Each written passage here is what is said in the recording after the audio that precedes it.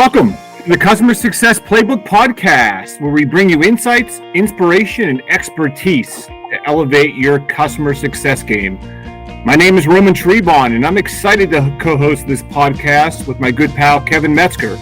Kevin, how you doing tonight? Roman, I'm doing great. Thanks for asking. And hello to all our listeners out there who are tuning into the Customer Success Playbook. We're here to help you navigate the ever-changing landscape of customer success and provide you with actionable strategies and real-world examples that you can apply to your own business. Whether you're a seasoned customer success professional or just starting out, we've got something for everyone. So get ready to take your customer success game to the next level with our weekly episodes. We're excited to have you join us on this journey, and we can't wait to share our insights, inspiration, and expertise with you. Let's get started. All right. Well, Kevin, for today's episode, we should probably share how this podcast came to be. And so this weekend, Kevin, I'm flipping between the NCAA basketball games. Hope you got a chance to watch some of those. And the Joker movie was on. And my daughter, who's in 7th grade, said, "Hey, Dad, that's the Joker origin story." And I love that term, origin story. And so we should probably share our origin story. Hopefully it doesn't, it's not as sinister as that movie. But so how did this all come to be? So at my most recent organization, they were transitioning their account management team into a customer success team. And they brought a company in called Success Hacker, which did certified customer success trainings. And so I went through the level 1 certification. Once I went through the classes, got the foundations of customer success, I posted my certificate on LinkedIn. And little did I know, Kevin, that you were also in customer success. We've known each other for a long time, but I didn't know this. And so you reached out to me with some questions on the course. And why don't you take it from there? Yeah, so I watching LinkedIn, seeing what people are up to. And I saw that you had taken the course, right? I've been reading about and learning about customer success for a while. I started with, I've got a customer success team. I was like, this is great. Roman's doing customer success. I've been looking at that Success Hacker certification course for my folks, and had looked at some other different potential courses for that, and I wanted to get your opinion on how it was going. Also, I had kind of been thinking about wanting to learn more about customer success from talking with people, and thought that maybe you and I might have something in common here. So I proposed the idea of potentially doing a podcast together. Yeah, and Kevin, I know, like, for me personally, I've had experience with a lot of aspects of customer success, right? So I've been involved in some onboarding, customer journeys, account planning. But unlike you, Kevin, I've never had a formal customer success title, right? But it's one of those fields where it's still so new that I'm really, my interest is piqued. I want to learn more, and I know there's a lot of people like myself that are thinking about getting into this profession. And I think through the course of our conversation, I think we both realized, I think our listeners can learn a lot from our experiences, but I think you and I both can really learn a lot from other leaders in the field, and how they've gotten into the field themselves, and how are they managing their teams, and how are they ultimately driving value for their clients and customers. Yeah, exactly. And looking at customer success, and looking at the journey people are taking into customer success, it's very interesting, right? So people are coming from all kinds of backgrounds. There's teachers, and there's folks that come from tech that come into customer success. And my personal journey, I worked in several roles similar to you, where they were adjacent to customer success. Again, onboarding, project management, a lot of that stuff, kind of adjacent roles. And then And in the most recent role, I started as a TAM, or a technical account manager, right? And that slowly had evolved into a customer success management team. And as it evolved into a customer success management team, I evolved into a leader on that team to help drive it. So again, I think both of us kind of coming from backgrounds that have adjacent stuff and into teams that evolved into customer success. Let me ask, Kevin, if you as you transition into customer success, and this will tie back to the name of our podcast, did you have a playbook at the time? How did I think that's important here, right? Because for folks that are in customer success or early in their customer success careers, why don't you give us a little insight into? I'm assuming you didn't get handed a big playbook with exactly how to do this, and I'd love to learn kind of how you navigated that transition. Yeah, so it's interesting, right? Let's talk about playbooks. What are playbooks for, right? Playbooks are the rules by which you're going to play your game. You got how to execute everything you do. When you and I were talking about this podcast, right? The playbooks for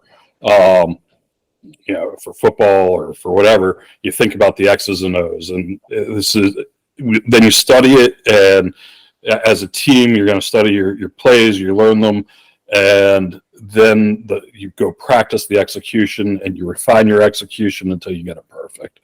And that's what a playbook is, right? I mean, it's listing out what your execution strategies are, what your operations are going to be. And for customer success as a profession, I don't think we, there weren't a lot of playbooks as I was starting to do it.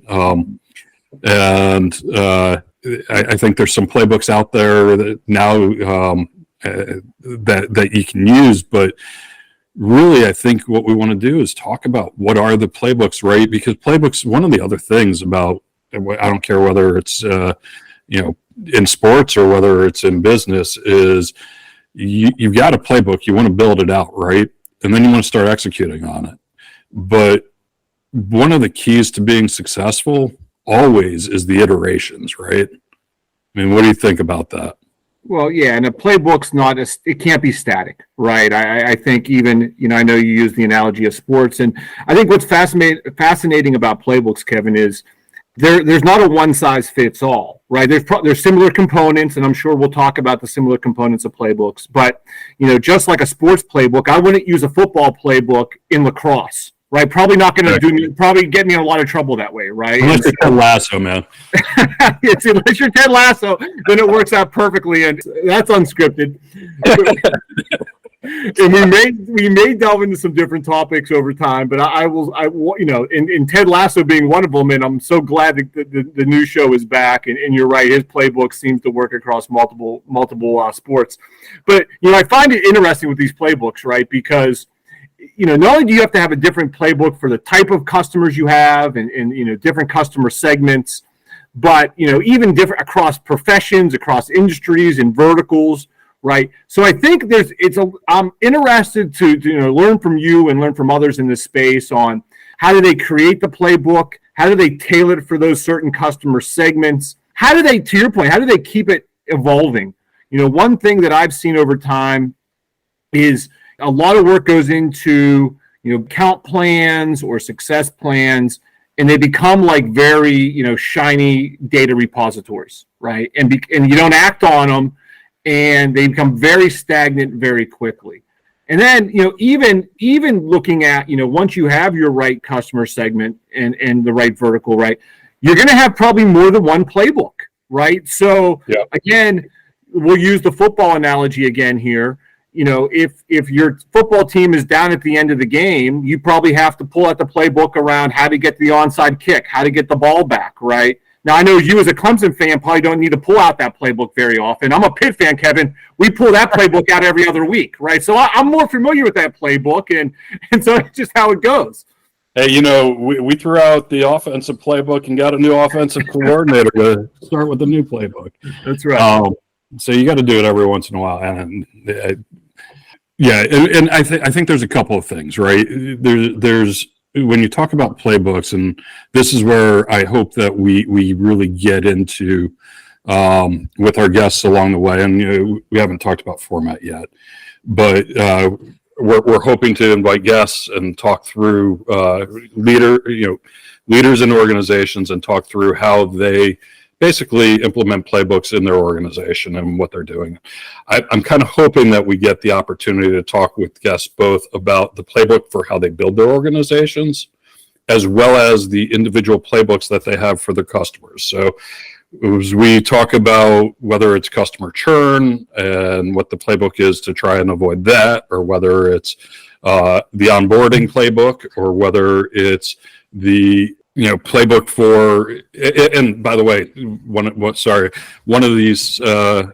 questions is onboarding part of customer success? And to me, I think everything's part of customer success, and I don't mean that everything in as far as you got to take on all the responsibilities for everything, but if we're not working through using the same strategies for customer success across our organizations, then we're not aligned as a company, and we're going to start missing things, whether it's from the very beginning with marketing and how we target customers and the right customers for what we do as an organization and what we're able to offer customers, all the way through the sales process into onboarding and really the full customer lifecycle journey. And what about the playbook for that? So well, I think you got to have, and I'm with you, Kevin. I think onboarding it's got to be part of the customer success, playbook, and you got to be part of that. To me, when I'm sure you've been a customer. I know you've been a customer in the business world, right? And you're a customer to others. But too many times, I've seen at least that if you don't get that onboarding piece right, it just leads to so many downstream issues. Or what happens is you have almost like two different experiences, right? Or three different experiences. You have the sales experience, which we'll talk about at some point, and what the sales come into it. So, I think that's the first chance you have to really talk to your clients about what it's like to work with you as an organization. And does that mirror what the onboarding experience is going to look like? And is that how it evolves? And sometimes from sales to onboarding, that's a different experience. And then you get from onboarding until you're, day to day. I've heard people call it BAU, business as usual. And that's completely different than onboarding, right? And so, again, I think having those disconnected journeys is a lot of reasons why customers don't grow. They don't realize value of the solutions, their churn risks, et cetera, right? Because, again, they're not looking across the entire customer journey. It's a segmented approach. And the customer, the way they experience and feel it feels that way. Yeah, and then when are you bringing your customer success manager into the relationship, right? Yeah. If the customer success manager doesn't come into the relationship until after you've gone through onboarding, that means that, like you said, you've had two already very separate kind of journeys or experiences for the customer, because you've had the sales journey, and then really three if you go all the way back into marketing and how the customer was first touched, right? There's 12 touches in marketing that need to occur before somebody even knows you exist. That's consumer marketing. Maybe it's a little different with business marketing, B2B marketing, but still, somehow they had to find out that you existed as a company, right? And then decide that there was, or more than likely in a business scenario, they had a need that they were looking for. But as they're looking for that need to fill the need of whatever that business goal is that your company delivers on, there's a set of communications that are happening then that you're saying, hey, yeah, I'm going to meet your customer goals, and this is how we're going to deliver to it. And then the sales team comes in, and they should be hopefully in alignment with the marketing team. And usually, sales and marketing are generally pretty good about aligning, but then you sold something to the customer and there's a goal that was set right there in that sales process, right? And our job, flat out, customer success is helping customers achieve their goals. 100%. It's when you get it down, that's the simplest answer of what customer success is, right? Help your customers achieve their goals. And I think a key part of that, Kevin, is you need to know what the customer's goals are, right? If you can't measure success unless you know what success looks like for the client. And I think a lot of times is, there's an assumption of what success. I mean, success for my company is not equivalent to what success for the client looks like, right? And I think that's important. And I'm sure we'll get into this, right? But how do you, just like a playbook in football, right? You run plays to score, right? You don't just run plays to run plays. You run plays to win in the score points. And just like in customer success in business, how are you? What's the measurement? How do you know you've been successful? Right. And I think metrics is so key. And I know we'll probably double click and get into metrics in a future episode. Absolutely. And figuring out which metrics to follow, right, too, as you look, so I think one of the things that we know is looked at is customer churn, right, and customer success.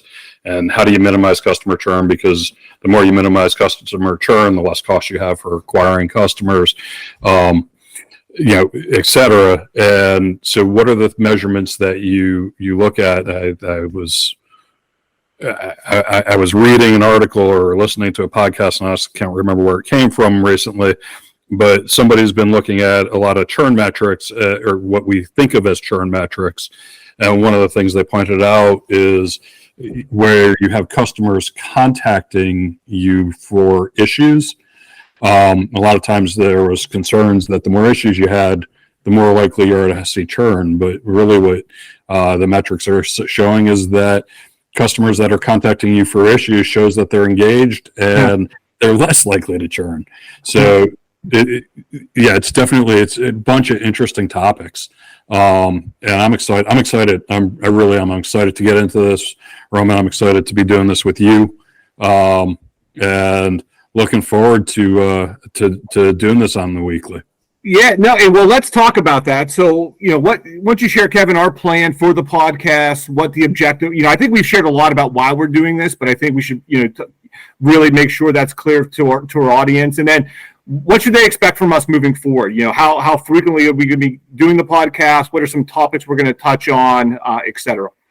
Yeah, I think the goal is to eventually try and get this to be weekly. I think as we start out, we're going to try and get a guest every other week initially while we try and work out the bugs and the kinks and make this work. We're going to look for feedback from the audience and hope that we're trying to meet your objectives. So the overall thought right now is that the goal for this podcast is to provide information to CS professionals on leadership and what leading a CS organization looks like and how to be successful at doing that, right? So that should help make your customers successful and help make you successful. Yeah. Roman, do you have anything to add there? Well, I think you've touched on it, Kevin, and I think what you and I bring is we're coming from a few different perspectives, right? I think from you, Kevin, being in customer success today and evolving the role of your team within the organization and how you're leading a team of customer success managers. You're one point in your customer success journey. Myself, I'm kind of on the periphery. I'm super intrigued, wanting to learn more. Again, I've touched on a lot of these aspects, but even as you and I were planning this, Kevin, we had touched on so many topics. I know that I'm sure we'll hit on, success planning and what does success plans look like, business reviews. I know that's a big one. What do those mean? What's the objective of those? What works and definitely what doesn't work? Because I know we've all been a part of business reviews that don't work. Handling escalations, talking about the customer journey. We touched on KPIs and metrics. One that I know I'm intrigued to delve into more is the role of artificial intelligence in the future of this profession, right? We're on the cutting edge of this today, and it's coming fast. Segmentation, right? Talking about client segmentation. How do you do that? We've talked about renewals a little bit, right? Churn and renewals. And where that plays, I think compensation planning is fascinating, right? So how do you drive the right behaviors? Yeah, and especially compensation planning in the environment, I think it's changing rapidly. Yeah. And it's interesting too. So I think as you look at customer success organizations, there's kind of two different ways. Some are really set up as sales organizations. Others are kind of more as advisory organizations. And I think that's got to be one of the things when you're building out your organization. How do you want to be seen? How do you want? Because if you got somebody selling the whole time, are they really going to see the CSM as the trusted advisor? And so, how do you set up your organization to make sure that the CSM is seen as a trusted advisor and helping the customer achieve their goals? But back to artificial intelligence, and I think that's a huge one. I've seen a lot of discussion online on different boards online about artificial intelligence, and people, it's not going to take the CSM's job. It requires EQ basically, not just IQ, and that's true, right? However, I don't think that's the discussion right now. To me, the discussion is, how do you use artificial intelligence to enhance your services, right? How do you deliver better service using this incredible tool that's been developed? Yeah, I think companies that think that it's a future technology are going to get left behind pretty quickly. I think, to your point, you need to think about how do you incorporate this into your business processes today, right? Like, again, to your point, I don't think it's going to replace it. I'm not going to talk to my customer success manager, Chat GPT, quite yet, right? I think we're a long ways away, and probably we'll never get there. But I do think AI plays a role. And you touched on a topic I think, Kevin, will get somewhat, say heated, but I think at least from a customer success perspective, I've heard very definitive viewpoints on the role. Like, should a customer success manager be selling, right? And I know, some people say no, they need to be sort of neutral, right? They should be focused on client value and aligning with their strategic needs and becoming a trusted advisor. And the others, other people say, well, they are so close to the client and they should be providing solutions to help that client grow their business or meet their customers. So it's a natural extension of customer success. And so I'm intrigued by that. I'm looking forward to bringing others on and hearing where they fall on that spectrum. But I think that's part of the fascination of this field. It's, Kevin, this isn't like accounting, right? So I went down to Emory University not too long ago, and they have a great ancient Roman and Egyptian exhibit there. So if you ever get down there, Kevin, I highly recommend it. But they have these chunks of tablets, right, that are like broken up. And, these are from, 3000 BC. And what they have on there is the most, minutia stuff. It's accounting logs. How many people bought, food? How many? And these are it's accounting, right? So accounting's been around forever. Customer success has been around since, I think Salesforce really took off in 2005 with it.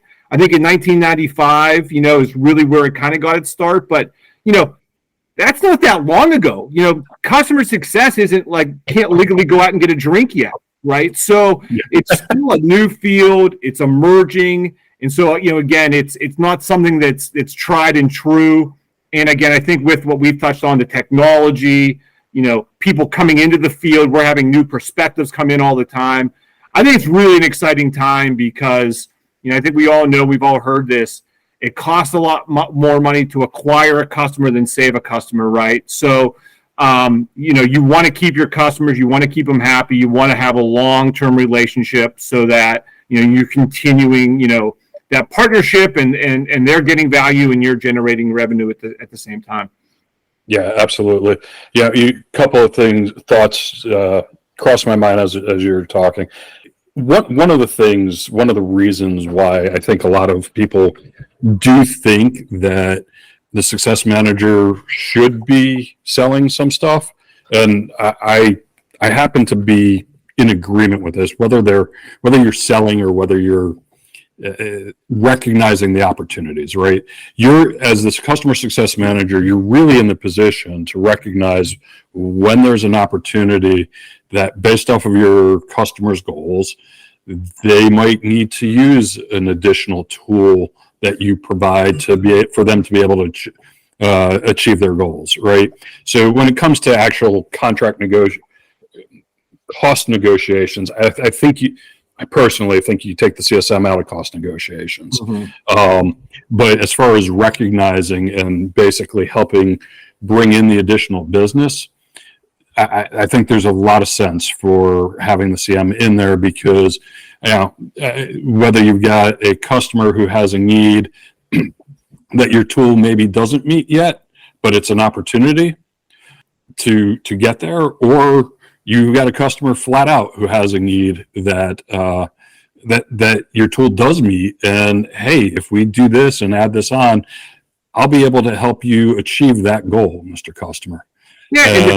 Well, I think, Kevin, like, who else knows the customer better, right? I mean, if it's not the CSM, who is it then, right? And so, I think we're probably both in agreement. I don't know if they need to go in and do the demo, right? They don't need to go do that level, but they should know that a client wants to, they're focused on digital, right? Enhancing their digital offerings, and, maybe it's removing calls from the contact, whatever it may be. Right. And then they can, they know the solutions that can help them do that. And that's where they bring in the experts, the SMEs, the salespeople to help them do that. Right. But they have to play a role in that. If they don't play a role, like, who else is going to know the client, what they're trying to do? And what a way to bring it back to playbooks, man, because all of these discussions, right, are fantastic and great. And it depends on both your company, the size of your company, your customers, how you've segmented your customers. How do you decide? Because some customers, maybe the CSM should be doing demos, or maybe you've got a team of people who are building demos who are digitizing them and saying, the CSM just says, hey, here's a link, go check this out. It depends on what your company is doing, and it depends on how you want to scale and how you scale the service to your customers. And all of this is about how you build the playbook for your own business and how you build the playbook for how you interact with your customers. That's right. It helps. It guides the journey, right? It tells them what to be. Again, it doesn't have to be scripted, but it gives you what's the next best action. Helps you guide the journey with the customer along the way, right? Which I think is fascinating. So, Kevin, what else do you have on playbooks? Any other items for today's episode you wanna share with our listeners? And I'm just excited. I'm excited that we're starting this. I'm excited to be starting it with you, Roman. We never got to work together before, but known each other for close to 20 years. I guess we may be our relationship may go be longer than customer success as a profession almost, Kevin. We're getting close to that. Oh, sorry. You know what? You reminded me of one other thing. So customer success as a profession, how old is it? I mean, we've been selling to customers since the beginning of time, and you've always got to make your customer successful if you want to have them come back. So as a discipline, as a profession and discipline in corporate America, yeah, it's new, but I think we've been doing a lot of the services that are part of customer success probably since the beginning of, going back to my Egypt. Yeah, the guy that was buying the barley in Egypt, they wanted to make him successful too, Kevin, right? So you're right. Yeah. It just wasn't formalized. And that guy probably had a playbook written in stone on how he wanted that guy to keep coming back and buying the next shipment as well. So, well, this is great, Kevin. I think, like you said, we're excited to have other leaders on the field. This really is, I think for our audience, a way to learn, help shape your teams, help grow your career development. And we're really excited to bring this to you, every other week to start here, and hopefully more frequently than that. Kevin, how, when we come out with these new podcasts, how are people going to know when we come out with a new episode? What can they do to know when we come out with a new recording?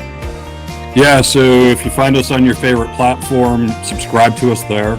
We're going to try and hit, obviously, iTunes and some of the Google Play Store and iHeartRadio, Spotify, and we'll be publishing this through.